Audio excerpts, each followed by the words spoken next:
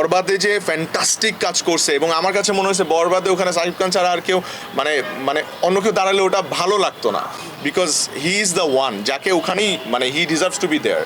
So আমি এরকম যেমন আমি দাগি দেখবো নিশো ভাইয়ের, মানে আমি প্ল্যানিং করছি আমি আমার ফ্যামিলি নিয়ে দাগি দেখবো। সো আরও মুভি আছে ওগুলো আমি দেখবো। সো আমি বলছি এই মুভির ইন্ডাস্ট্রিটা কিন্তু খুব ভালো এখন অবস্থায় আছে আমাদের, আলহামদুলিল্লাহ। এর মধ্যে যে নাটক আমরা যে রিলিজ করছি, সো এর মধ্যে থেকে যে তোমাদের গল্প এত সুন্দর হয়েছে, আসলে তোমাদের গল্প আমাদের গল্প হয়ে যায়, মানুষ আমাদের গল্প বলেই প্রশংসা করে, যাই হোক।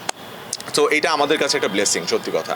মানে এই 8 দিনের মধ্যে 1 কোটি মানুষ নাটক দেখেছে, এটা কিন্তু আসলেই খুব ভ্যালুয়েবল আমাদের জন্য। এই ভিউটা কিন্তু আমাদের কাছে খুব প্রেশাস আমার কাছে মনে হয়।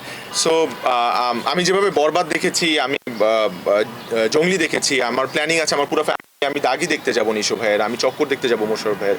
সো আমার প্ল্যানিং আছে, এবং আমার কাছে মনে হয় যে সবার মানে আমাদের প্রত্যেকটা ইন্ডিভিজুয়ালের উচিত টিকিট কেটে হলে গিয়ে মুভি দেখা, এটা আমাদের ইন্ডাস্ট্রির ডেভেলপমেন্টের জন্য। ওয়ালটন আবারও মিলিনিয়ার অফারে ওয়ালটন ফ্রিজ কিনে আপনিও হয়ে যেতে পারেন মিলিয়নিয়ার।